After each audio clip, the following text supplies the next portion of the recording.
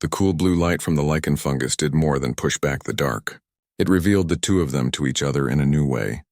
The harsh shadows softened their features, making them look less like archetypes and more like people. It showed the fine layer of dust on Ryden's worn jacket and the tired determination in his eyes. It lit the sharp intelligence in Iris's gaze, the focus that had found their light source when his technology failed. The cave walls became a backdrop, framing a connection that was just beginning to form. This new bond was a fragile thing, and both of them knew it. Trust was a currency they couldn't afford to spend. For him, trusting the wrong person had meant losing everything before. For her, trust was a political tool, a calculated risk with her family's enemies. To give it now in this raw state felt like walking onto thin ice. Every word, every gesture was weighed for hidden meaning. He was a man built on practical things. Water filters, blade edges, caloric intake. He was starting to understand that her knowledge, once useless theory to him, had a tangible value. Her memory was a tool. Her identification of the fungus wasn't a scholarly fact. It was a key that unlocked the next chamber. It was a resource as vital as his last water ration. He was learning to value the intangible. She was a princess who understood statecraft and bloodlines. She was learning the crushing weight of a practical skill. Her hands, which had only ever held data slates and ceremonial objects, had just saved them. That act carried a different kind of weight. It was a responsibility that went beyond lineage. It was a power based on action, not birthright. Small, silent acts began to build a bridge between their isolated worlds. When he handed her the water canteen, his fingers brushed hers. It wasn't an accident. It was a deliberate sharing of a scarce resource. When she pointed out a loose rock on the path ahead, her voice was quiet but firm. It was a warning, an offer of help. He nodded, altering his course without a word. Each moment was a data packet exchanged between two closed systems. They were no longer just a scavenger and his burden, an heir and her rescuer. They were becoming a single unit. His strength for carrying, her eyes for seeing in the dark, his instinct for danger, her memory for context. Their survival was no longer a solitary endeavor. It was a joint operation, a collaboration built on a foundation of desperate need. A fragile trust was growing in the quiet darkness of the cave. It wasn't spoken. It was demonstrated. It was in the way he didn't question her next quiet observation about the air currents. It was in the way she didn't flinch when he moved suddenly to test a handhold. The air and the scavenger were finding a common language. The emotional engine of their story, silent for so long, began to turn over. It was a low, hesitant rumble, but it was running. The narrow tunnel ended. It didn't open into another cave. It opened into impossibility. The space ahead was vast, a cavern so enormous its ceiling was lost in a haze of its own soft light. The scale was wrong. The physics of the mountain above them couldn't support a void this large. They hadn't found a ruin. They had found a pocket dimension. The air changed. It wasn't the dead, dusty air of the tunnels, it hummed. A low, steady frequency vibrated through the soles of their boots, up through their bones. It wasn't a machine noise. It was the sound of a thinking system, a steady, intelligent pulse that filled the entire space. It felt like standing inside a living mind. This was a conduit, a place designed not for storage or burial, but for transmission, for connection. It was awake, and it had been waiting. Forests of crystalline structures rose from the floor, reaching toward the unseen ceiling. They weren't carved or built. They had grown like a colony of giant geometric plants made of frozen light. Their facets glowed with a soft internal radiance, casting shifting patterns on the smooth floor. The light was warm, not cold, alive. The architecture had no right angles, no clear design. It was all smooth curves and organic spirals, as if the stone itself had been persuaded into new shapes. There were no doors, no visible controls, no markings. The purpose of the place was a mystery, but it was clearly a purpose far beyond anything they had imagined. It didn't feel built. It felt grown, cultivated. The entire chamber felt less like a place and more like a being. The hum was its breath. The light was its blood. The air was thick with potential, heavy with unasked questions. It was a presence. It knew they were there. It was assessing them. The legends of guardians and curses were a child's story trying to explain something infinitely more complex. They had stepped out of the raw, sun-blasted desert and directly into the heart of a machine of impossible age and power. The myths were wrong. The Whisper ruins didn't hold death. They held a crossroads, a station, a place of judgment built by a civilization that understood power as something completely different. They stood there, two small figures on the edge of the glowing floor. The blue light from their makeshift lichen torch looked weak and pathetic now, drowned out by the chamber's own gentle luminescence. The drone outside, her father's decree, the politics of the satrap. It all felt distant and small. They were in the presence of a truth that made their personal struggles seem like a minor argument. They were confronting the ruin's true nature. It was an artificial conduit, a bridge between states of being. It was a trial ground, though no one had spoken the terms. The test was already underway.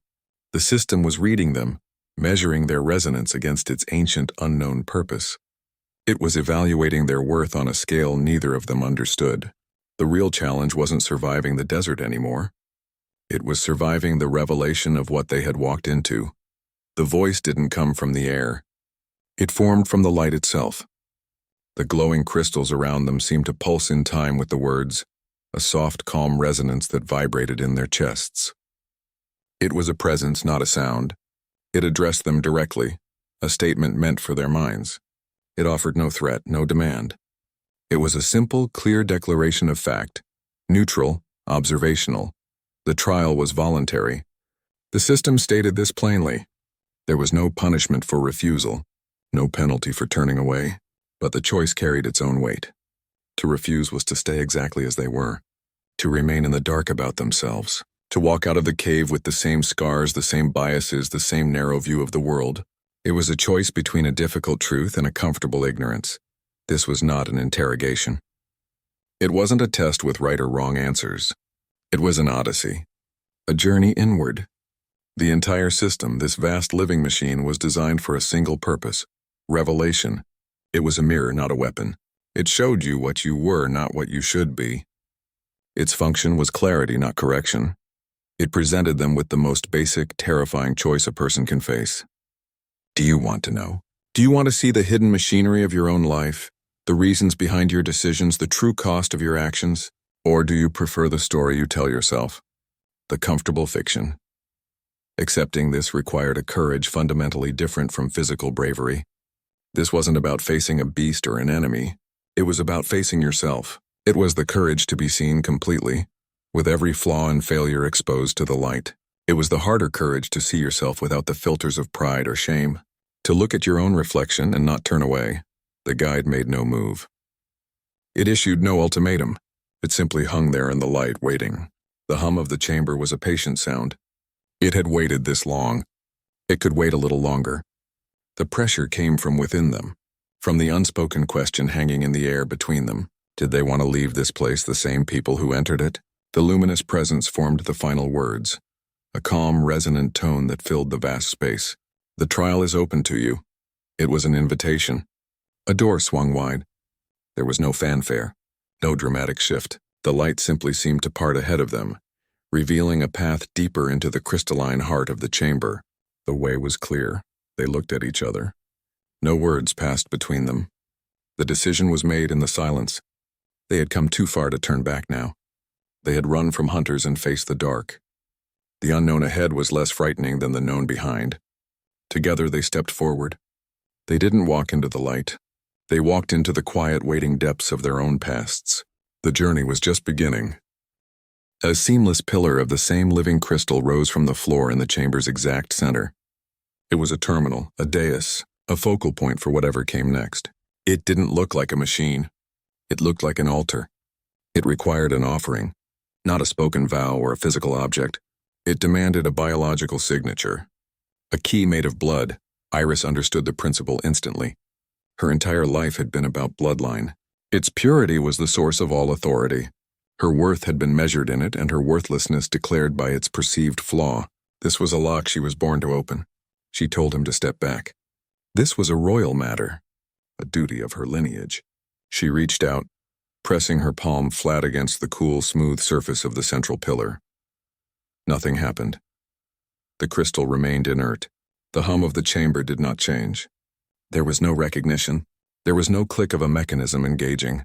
Her royal blood, the very thing that had defined her existence and her exile, was insufficient.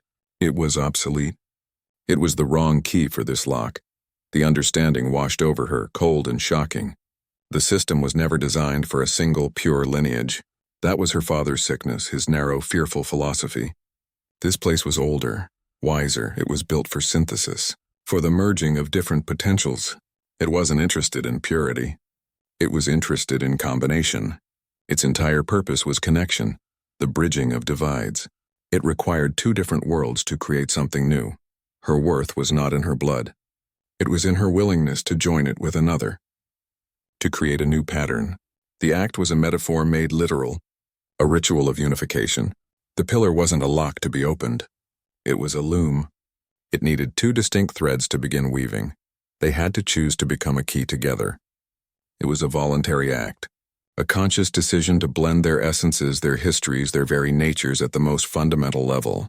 It was the ultimate rejection of the ideology that had cast her out. It was the physical embodiment of the new truth they had just learned. Life must be served, and serving it required connection, not isolation. She turned her head and looked at Ryden.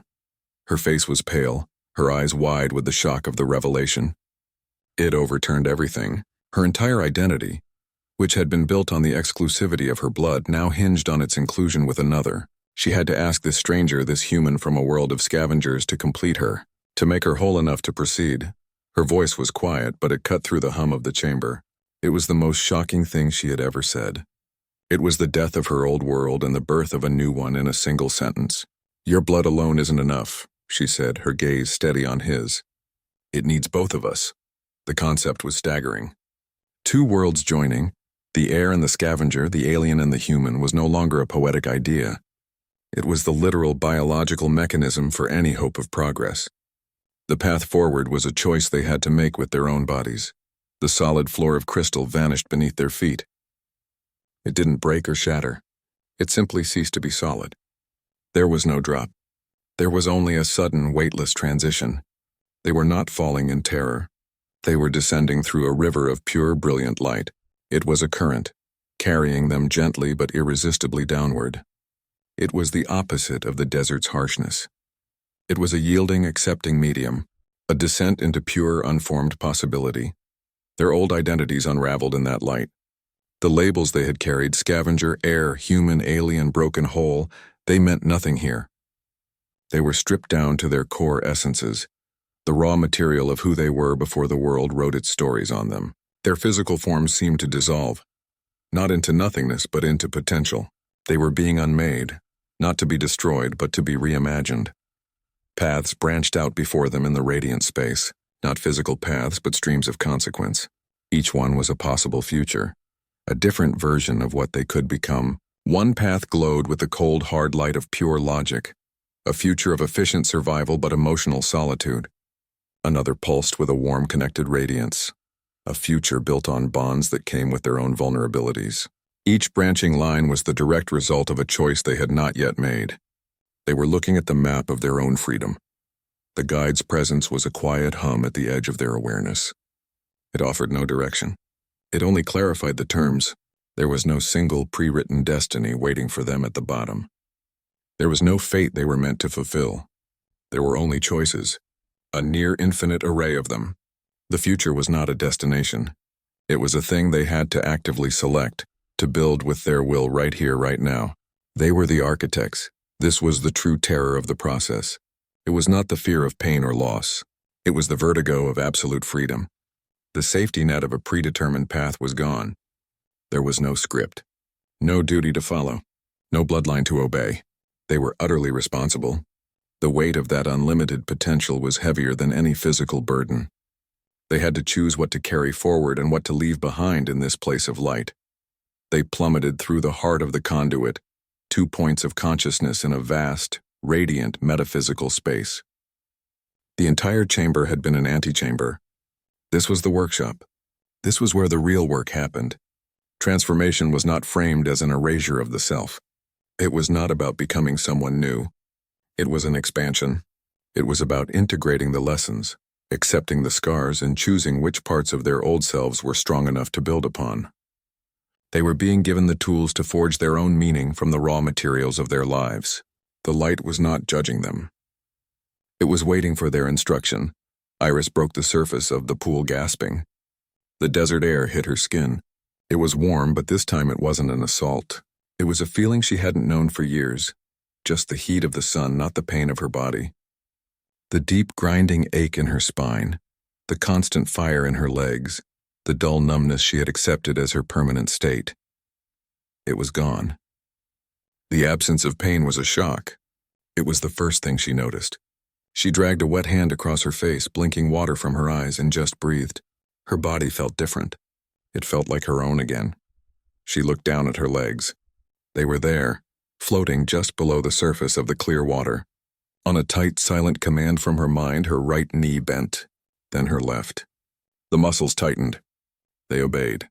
The connection, lost for so long, snapped back into place. It felt new. The sensation of water moving against her skin was a complex, forgotten language. It also felt familiar, like waking up from a long, heavy sleep and finding your limbs exactly where you left them. She looked at her hands, turning them over. Her skin, once pale and soft from a life indoors, now bore a pattern. Faint, luminous lines traced paths across her forearms and the backs of her hands. They glowed with a soft, steady blue light, the same color as the lichen fungus. It was a script, a language of symbols she had never seen, but she understood them. They weren't words. They were concepts: flow, connection, balance. The knowledge was just there, etched into her cells. Her vision had changed. She looked at the cave around her and saw more than stone. She saw the subtle shimmer of the air around a nearby caretaker, a soft, calm gold that spoke of patience and deep peace. She could see the faint, emotional residue of fear clinging to the rock where they had entered, a fading gray smudge. She could perceive the threads of intention, the quiet purpose in the way a caretaker moved. Her perception was no longer limited to the physical. She saw the emotional landscape, too. One of the caretakers approached the edge of the pool. It didn't speak. It communicated through a gentle pulse of light from its own crystalline form. The meaning was clear. The water was not a healing bath. It was not a medicine. It was a rewriting, a recalibration of her entire biological and neural structure. It hadn't fixed the old Iris. It had integrated her experiences, her memories, her very essence with the ancient technology of this place. It had woven the two together. She was a hybrid, a fusion of who she was and what the old ones understood. She had not been returned to her old self. She had been given a new one, built on the foundation of the old. The waters had done their work. Iris stood, the water streaming from a body that was now hers to command. She could walk. She could run. And her new perception showed her paths through the world that were invisible to others. She could see the threads of connection between people, the flow of energy in a room, the hidden intentions behind words. She was no longer just a person. She was a bridge between states of being, a living instrument for a new kind of sight. She stepped onto the stone shore, not healed but transformed. The scene played out again before her eyes. Her father on the transport ramp, the desert heat rising in waves, his face a mask of cold authority. She saw it exactly as it happened. But the vision didn't stop there. The trial pushed the perspective back. It showed her the moments just before. It showed him in his private chamber, staring at his own reflection. The mask was off. His hands were shaking. The decree wasn't a judgment. It was a reaction. A panicked, desperate act of fear.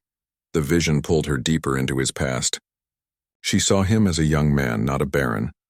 She saw his own father, a harder, colder man delivering a similar verdict on a beloved sibling. She felt the shock of that loss, the way it hollowed him out. She witnessed a political marriage that was a business transaction, not a union. She saw him lose his firstborn son to a genetic defect the medics couldn't explain, a weakness in the bloodline that shattered his hope for a perfect heir.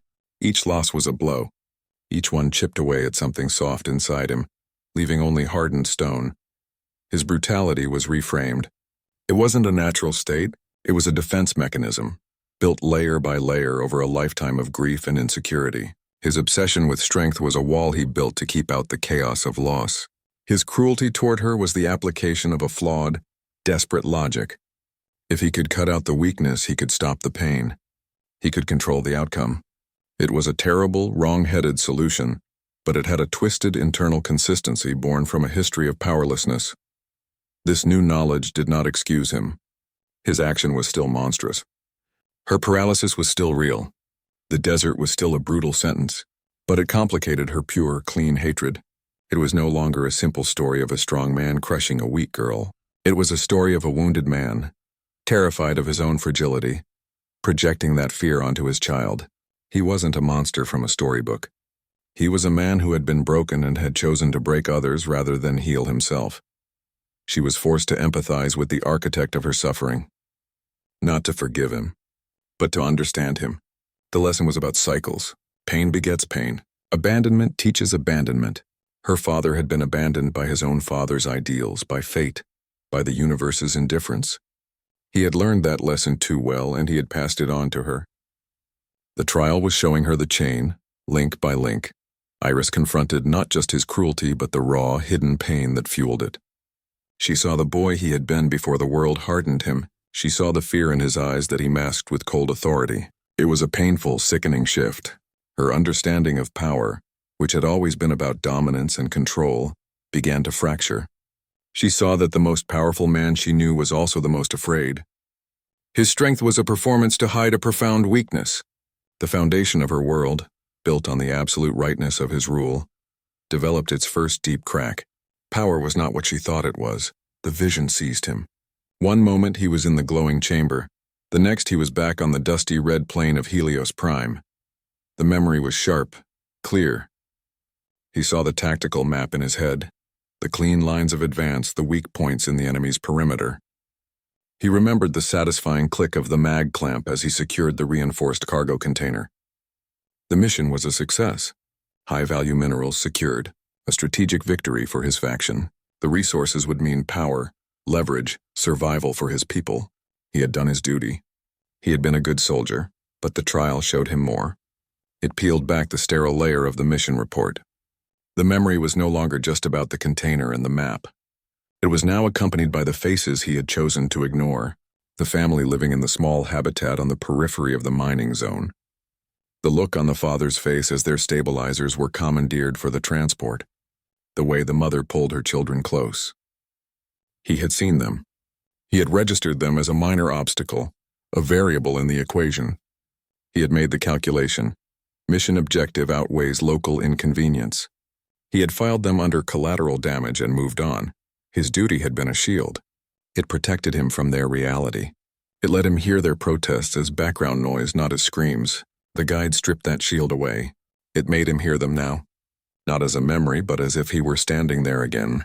The father's desperate plea, not angry but scared. The child's confused crying. The sound of their habitat's life support straining as he pulled the stabilizers free. The guide played it for him with perfect, agonizing clarity. There was no filter. No mission parameters to hide behind. He was forced to stand there and weigh his survival against theirs. The minerals in that container would extend his faction's influence for another cycle. Their stabilizers would keep that family's air clean for another month. He had chosen the minerals.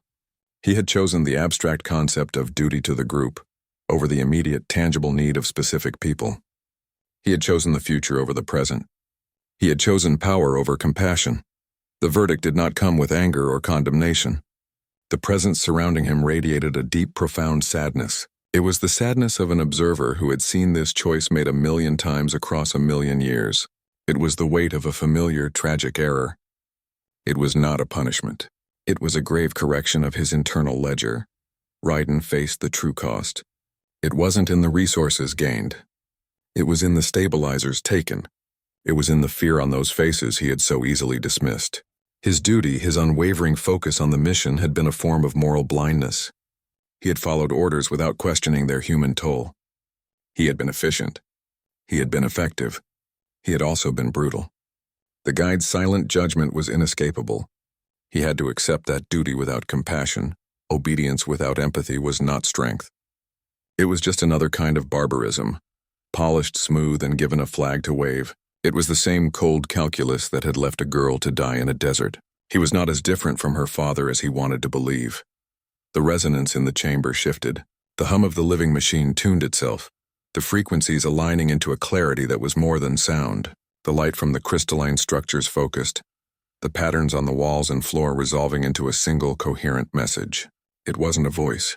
It was a truth, delivered whole into their minds. The lessons of their visions, the pain of their pasts, it all crystallized into one undeniable statement. The purpose of power was not a mystery here. It was the foundation of this place. This revelation struck them like a physical blow. It contradicted the core of their very being. It went against the grain of every lesson, every law, every survival instinct they had ever learned. For Iris, power was a hereditary right, a tool for control, a means to enforce order and purity. It was a wall you built to keep the weak out. For Raiden, power was a practical asset, a resource to be secured and used for tactical advantage. It was a weapon you wielded to ensure your own group's survival. Both of their definitions were rooted in the same soil: dominance. The guide's truth annihilated that. Power was not a thing to be seized for conquest. It was not a ladder for personal advancement. It was not a shield for isolation or a lever for control. The entire ancient system, this vast intelligent conduit, operated on a principle so different it felt alien. The humming light, the living stone, the very air they breathed, it all functioned as one interconnected whole. Nothing was held back. Nothing was hoarded. The strong parts supported the weak. The light served the dark. It was a philosophy of service, not dominance. Strength was not measured by what you could take or control, but by what you could support and sustain. The power of this place was its ability to give, to nurture, to connect. It was a radical inversion of every political and social structure they knew. The strong did not rule. They served. They upheld. This was the central organizing truth of the Whisper Ruins. This was why it felt like a living being. It was a body where every part worked for the health of the whole. The final verdict formed in the space between them, a concept so simple it was devastating. Life must be served. It was not a suggestion. It was a statement of fact as fundamental as gravity. To have power was to have a responsibility to life itself, not just your own life or your family's or your factions, all of it. The directive was absolute. Their entire understanding of strength, a concept they had built their identities upon, was inverted in an instant. What they had called strength, the Baron's cruelty, the soldier's duty, was revealed as a profound weakness. A failure to serve. A failure to connect. The true strength was in the act of giving a damn even when it cost you everything. The chamber waited, holding that new uncomfortable truth in the air for them to absorb. The old definitions were dead. He rose from the pool. Water streamed from his clothes, his hair, his skin. On the surface, nothing had changed. The scar above his eyebrow from a bad fight over salvage gear was still there. The calluses on his hands from a lifetime of hard work remained. His face showed the same weathered lines from too many years under harsh suns. He looked exactly like the man who had entered the trial. But the man inside that body was different. The weight he carried had been redistributed. The guilt from Helios Prime was still with him, but its nature had changed. It was no longer a chain locked around his ankles, dragging him down into isolation. It was a compass now. The memory of those faces, their fear, their loss, it didn't paralyze him. It oriented him. It pointed him away from that kind of choice. It became a permanent reminder of the cost of seeing people as obstacles. The weight was the same, but he was carrying it differently. It gave him direction instead of holding him back. He looked at Iris standing on the shore, her new strength evident in the straightness of her spine. He looked at his own hands, the same hands that had pulled those stabilizers. His solitary nature, which he had always worn like armor, was now something else. He saw it for what it truly was, a barrier.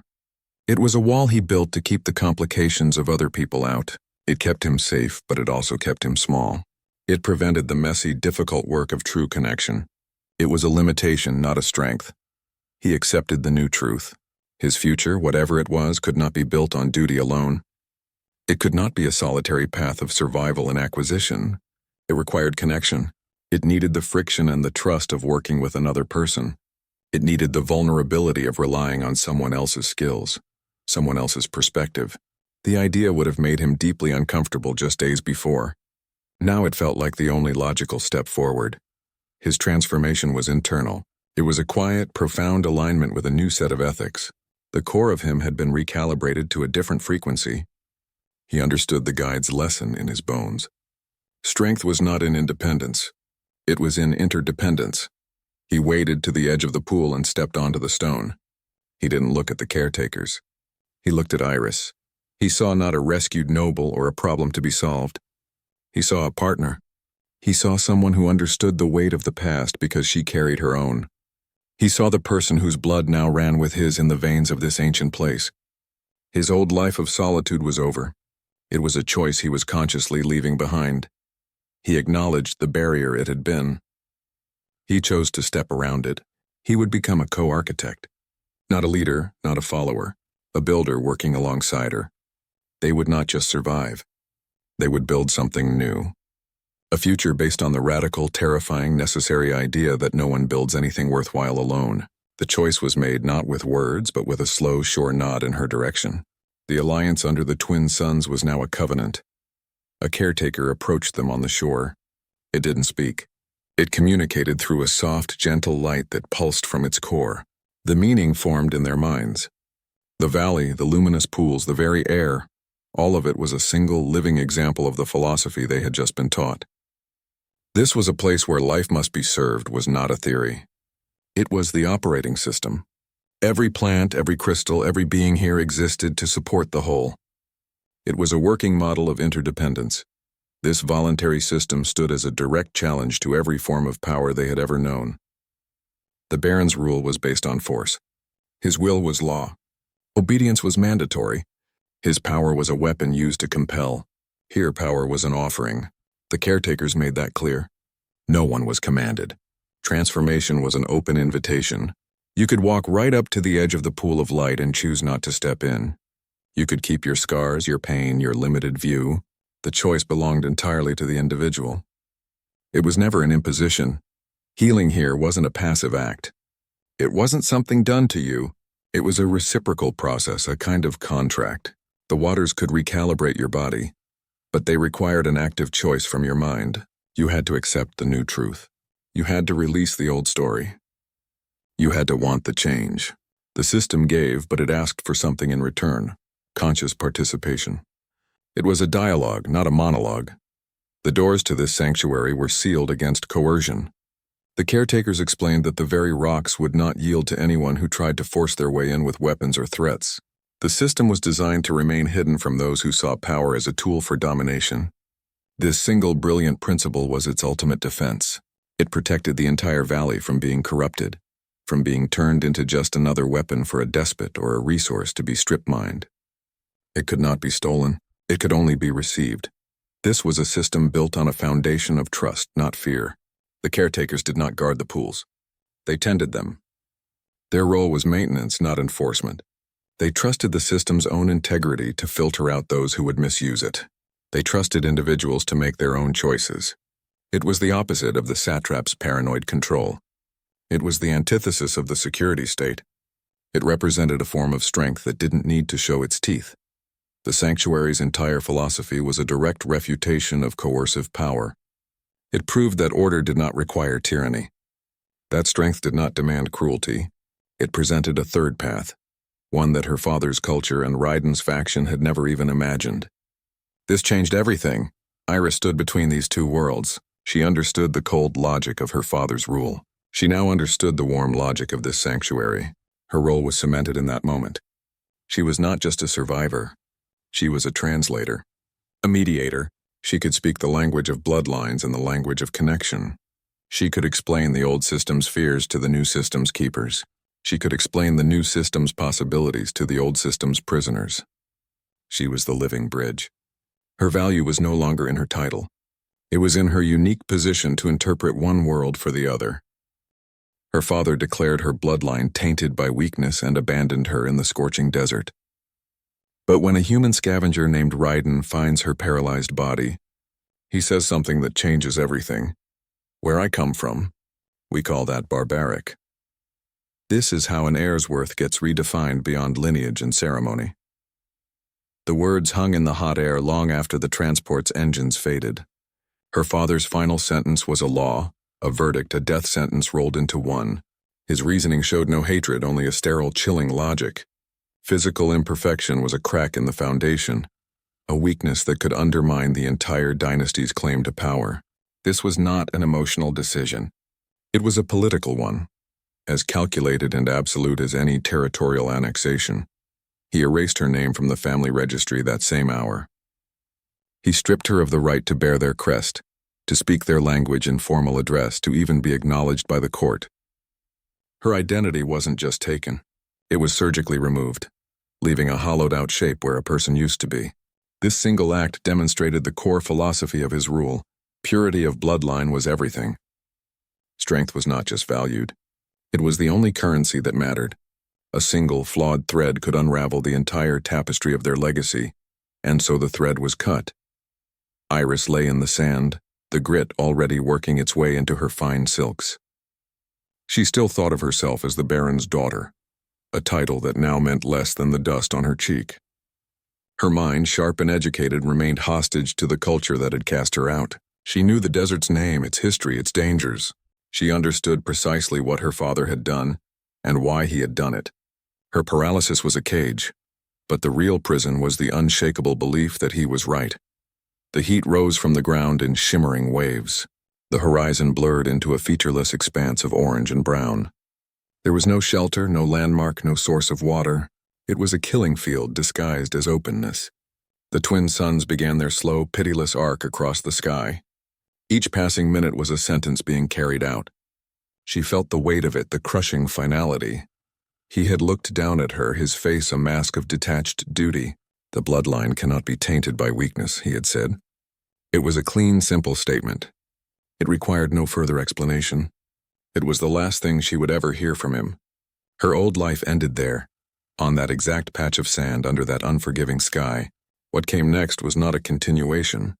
It was a void, an unknown that began with silence and the slow, certain approach of death. Ryden moved through the dunes with a practiced, weary efficiency. His steps were light, conserving energy, his gaze constantly scanning the sand for anything useful. Scarcity had shaped him. Hard choices were the foundation of every day.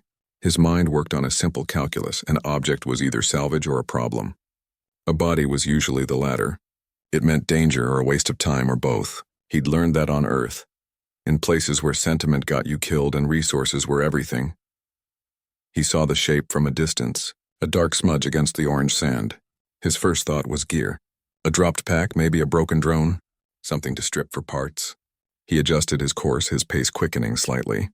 The desert didn't give up its prizes easily, but the shape resolved into something else. It was a person, a young woman in fine, now tattered silks. She wasn't moving. His training kicked in, a cold assessment, exposure, dehydration, no visible weapons. A liability. The math was clear. He should turn around. His water was low. The suns were high. Every rule he lived by said to walk away. He stood over her. She was alive. Her eyes were open, staring at the sky, but she was present. He saw the acceptance in her expression. Not fear, not pleading. A hollow, defeated calm. This wasn't an accident. She had been placed here, left. The calculation in his head stalled. His survivalist framework, built over years of isolation, suddenly felt narrow and brittle. This scene violated the basic contract of the desert. You fought to live. You didn't just lie down. The sheer waste of it scraped against his instincts. A person was not scrap metal. He looked from her still form to the empty horizon and back. His own code, built on pure necessity, had no category for this. It was inefficient. It was illogical. It was cruel. He knelt, his shadow falling across her face. She blinked, focusing on him for the first time. He saw the faint surprise there, the flicker of something other than resignation. He didn't offer a hand. He didn't promise help. He just looked at the situation, at the stark, brutal truth of it, and gave it a name from his own world. His voice was low, rough with dust and disbelief. "Where I come from," he said, "we call that barbaric." The word hung between them, simple and absolute. It was a verdict on her father's actions. It was a judgment on her entire culture's values. For Iris, it was a sound she had never heard applied to the satrap's will. It was a crack, thin as a hairline fracture in glass, appearing in the foundation of everything she knew to be true. A single word from a stranger had begun the work. He made the decision without a word. There was no discussion, no weighing of options out loud. He simply knelt and began working. His water ration was halved the moment he decided to share it. The extra weight on his back, her weight, would slow him down, reduce his range, double his water consumption. It was a burden you could measure in kilos and milliliters, It was a decision that cut his own survival odds in half. Every rule he'd carved into his bones told him this was a fatal error. He acted on a feeling, a deep-seated reflex he hadn't used in years. It wasn't logic. It was something older. A principle he couldn't name but knew in his hands as they fashioned a makeshift travois from his spare tent poles and a length of cord. He was rejecting her entire culture's verdict with a simple physical act. He was rebelling against a system of value he found grotesque, even if he didn't understand its rituals or its history. His refusal to leave was a quiet, stubborn protest. For Iris, his actions were incomprehensible. In her world, a debt was a contract, a formal arrangement with terms and a clear hierarchy. This was different. This man owed her nothing. He gained nothing. Her life, by the only measure she knew, was a negative value, a drain on resources. His insistence on saving it made no economic or social sense. It introduced a variable her education had never covered: unconditional effort. The concept was alien, almost frightening in its illogic. His silent work chipped away at her resignation. She had accepted her fate because it was just. It was the law. This stranger, with his rough hands and scarred gear, was treating the law like a bad suggestion. He was acting as if her life was worth the water, the energy, the risk. That thought was a crack in the stone wall of her conditioning. A tiny, impossible idea took root. Maybe her father was wrong. Maybe she wasn't just broken salvage. His courage wasn't the loud, ceremonial kind from her storybooks. It was a quiet, stubborn mercy. It was the courage to make your own life harder for a stranger. It was the will to defy a death sentence written by a man with more power than both of them combined. He finished securing her to the travois, his movements efficient, his expression unreadable. He didn't offer false hope or comforting words. He just adjusted the straps, tested the weight, and looked toward the horizon. An alliance was formed there, under the heat of the twin suns. It wasn't built on friendship or shared goals. It was built on a shared defiance of a cruel fate, and the unspoken understanding that their survival was now a single, complicated equation. The silence between them wasn't empty. It was filled by a low, steady argument between two different versions of the world. Their journey became a slow-motion debate, a conversation of conflicting truths spoken over the crunch of sand and the hiss of wind. Iris spoke first. Her voice was weak, but her words held the weight of centuries. She pointed a shaking finger toward a distant, jagged line of rock formations. She called them the Whisper Ruins. Her tone was full of a reverent fear. She spoke of ancient guardians, of spirits that punished trespass, of a death that was not just physical but spiritual. This was forbidden ground. Her knowledge was a formal, inherited thing. It was lore passed down through generations of sheltered privilege, learned in climate-controlled libraries from data slates. It was theory. Ryden listened, his eyes scanning the same rocks. He didn't see spirits or curses. He saw angles of stone that could provide shade. He saw overhangs that might conceal a water catch or a defensible position. He countered her fear with the practical language of value and utility. Shelter, he said. Cover, maybe a cave system. His knowledge was not inherited. It was earned. It was written in the scars on his hands and the memory of past losses. It was the knowledge of what a body needed to make it through one more night. The ruins were the perfect symbol of their divide. To Iris, they were a tomb, a sacred place of endings, a monument to a power that demanded respect through distance. To Ryden, they were a potential score, a structure that might contain salvage, a tool, a way out. It was a destination. Each statement from one was a direct challenge to the other's fundamental reality. She called a rock formation the Sentinel's Cursed Gate. He called it that south-facing cliff. She warned of spectral decay that rotted the soul. He warned of unstable footing and rockfall hazards. They weren't just talking about rocks. They were arguing about the nature of danger itself. Was it a mystical force or a physical law? Was value measured in tradition or in practical use? Their survival now depended on which version of truth was more accurate.